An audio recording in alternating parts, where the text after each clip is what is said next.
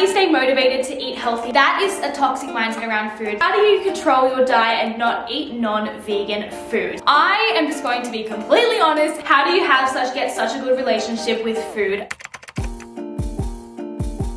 Hi everyone, welcome back to my channel, or welcome if you guys are new here. I hope you guys are all doing so well. Before we get into today's video, don't forget to click that subscribe button down below and turn the post notifications on. That way you guys never miss an upload, because I am uploading 2 videos a week from now on, and I don't want you guys to miss them because I have some very exciting ones planned. And sometimes YouTube is a little bit rude and doesn't actually put the videos on the subscription feed. So don't forget to click that subscribe button and turn the post notifications on so you guys never miss any of my uploads. But today I am going to be answering all your guys' most asked questions to do with health, veganism, plant-based eating, and any tips that I may have or any advice to do with health. Literally anything under the sun. I just asked you guys, what do you guys want to know? What do you need advice on? And I'm just going to be touching on the most asked ones, so that way I'm assuming most of you guys can relate to them because they are the most frequent ones that I get. I feel like we should just get straight into answering your guys' questions, because you guys did send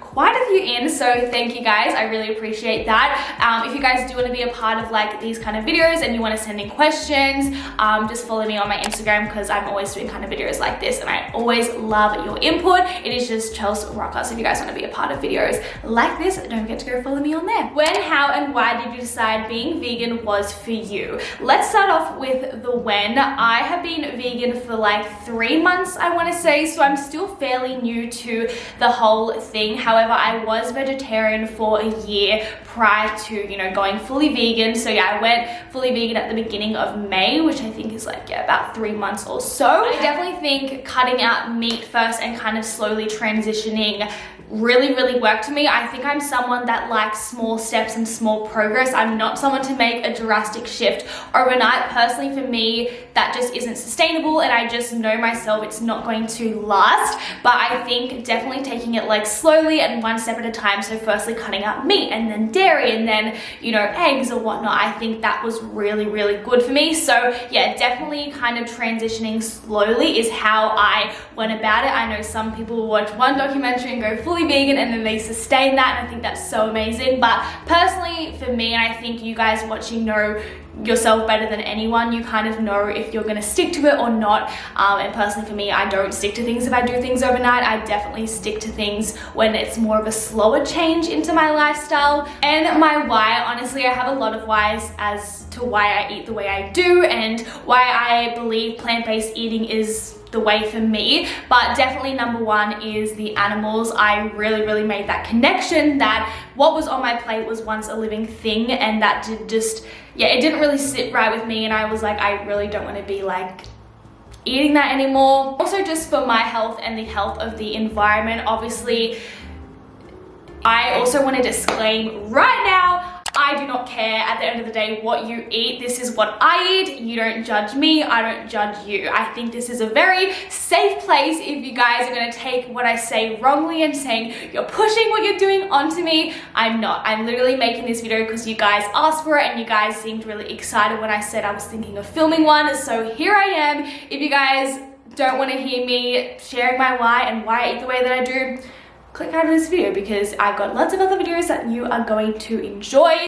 This next question I actually received the most, which I was a little bit surprised about, but in this question box, this is the one that came up the most. How do you control your diet and not eat non-vegan foods? Which I think this is really interesting, and I was actually speaking to one of my friends like when we were out at a gathering, who used to be vegan but is now no longer vegan, and she was just saying, I don't know how you do it, I don't know how I have self-control to do it. Like, every time I see something non-vegan, I eat it. And I am just going to be completely honest. If you take offense to this, I'm sorry. I don't mean to be offensive, but it's just that you don't care enough and your why isn't strong enough. I think there is so many other options, and especially now, like 2020 has vegan chocolate, vegan meat, vegan literally anything you can imagine. So I also think being prepared. So if I go to like a gathering or something, and I know there's going to be like chocolate and crackers and dips and stuff like that, I will bring like my own vegan food just so I like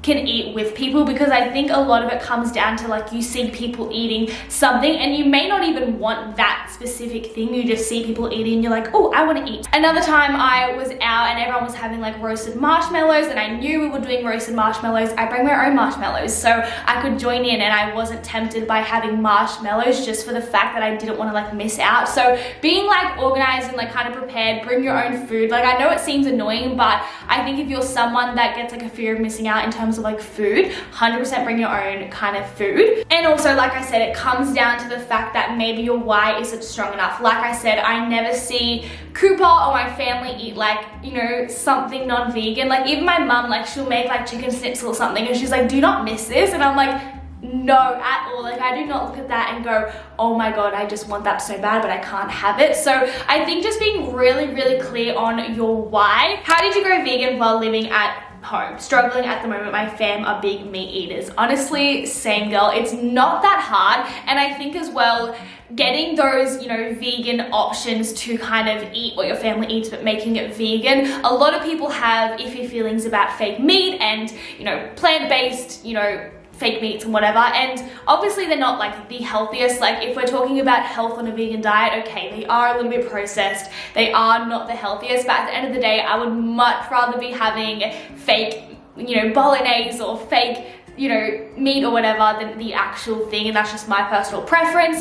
But I definitely think that's, you know, really, really good. So if my family's having like a Mexican night, I will make Mexican the exact way my mum makes it, but just vegan. That way we're eating the same thing. I just know that what I'm putting into my body didn't have to come at the life of an animal. And I definitely think to start cooking your own meals, like, or give recipes to like your mum or your dad to cook. Be like, hey, this looks really, really good. I feel like we should try this sometime. Kind of like start introducing plant-based eating a little bit more, or just even like vegetarian meals a little bit more. Do meatless Mondays and make it more like a fun activity, so it's not like, I don't know, yeah. How to shop vegan on a budget. I personally feel like sticking to the whole foods is what's cheapest. I feel like vegan's pretty cheap unless you're getting like the vegan stuff, if that makes sense. Like if you're getting the naturally vegan stuff, it is pretty affordable in my opinion, and just from my experience from shopping, obviously depends where you are in the world. I honestly feel like it's so much cheaper than when we used to eat meat. Like meat can be really, really pricey. The only time I do like will admit that it does get pricey is when you're ordering out. For example, me and my boyfriend go to like Mexican so often, and here I am having to like pay $1 extra for vegan cheese, $1 extra for vegan sour cream, $2 extra for guac, and it does like add up. But in my opinion, I think it's so worth it, and that's something that I'm happy to pay the price for, because I know that it's so much better for the environment, and I just know that what I'm eating wasn't once on the earth living, so I would rather pay a little bit extra for something vegan than not. Obviously, like if you are on a budget, you don't need to be going and adding the vegan cheese and the vegan sour cream. That's just something that I like to do, but I definitely recommend, like in terms of groceries, shopping the Whole Foods and not going into the aisles with all the vegan treats and the snacks and the vegan brownies and the vegan like pizza and things like that, just because like it can get quite pricey. But at the end of the day, like it's still, I think, cheaper than meat. Yeah, like I said, meat's so expensive. How do you stay motivated to eat healthy most of the time? I find I go through phases.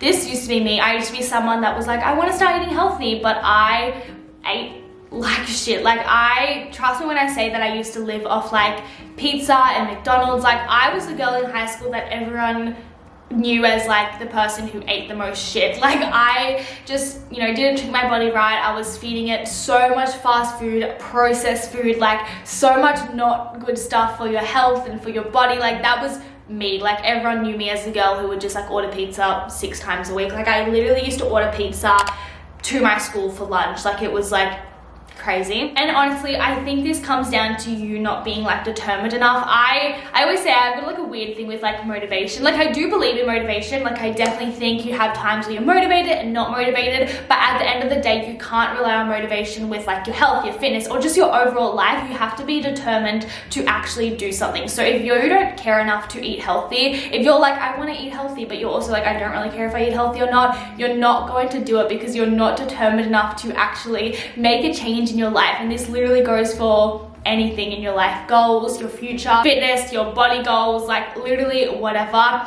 Obviously there's times where you feel really motivated and unmotivated, but at the end of the day, it comes down to you not wanting it bad enough. That's like my personal opinion. Sometimes I feel too harsh, and this is me like holding back because I don't want to offend anyone, but I'm like, is this too harsh? Do I sound mean? But I'm also someone that likes that. I'm someone who likes to hear it how it is. I don't like people that sugarcoat things, but I'm also like, I know some people don't like that, so I'm trying to like be a little bit nice, but I'm like, I don't know. Anyway, at the end of the day, you don't want it bad enough. How do you get such a good relationship with food? I have the best relationship with food, and I honestly think it's gotten so much better since going vegan. Like, I had a pretty good relationship with food before it, but I can definitely I can say that going vegan has helped my relationship with food so much. I'm so at ease with everything. I eat what I want when I want. Like, I don't feel restricted in any way. Like, I will eat whatever I desire, obviously it being vegan, but then again, like I said earlier, I don't ever desire anything that's not vegan. This also kind of relates to the question that I just answered, but yeah, letting go of that all or nothing mindset will really heal your relationship with food, because you're not seeing something as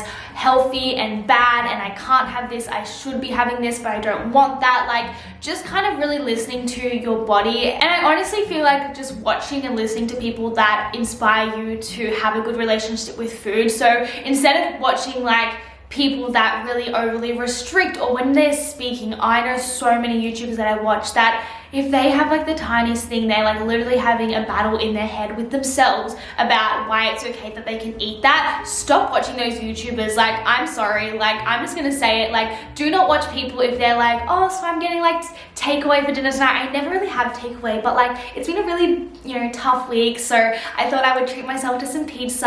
Like, that is a toxic mindset around food. Like, I don't know, a healthy relationship with food doesn't need any conversation.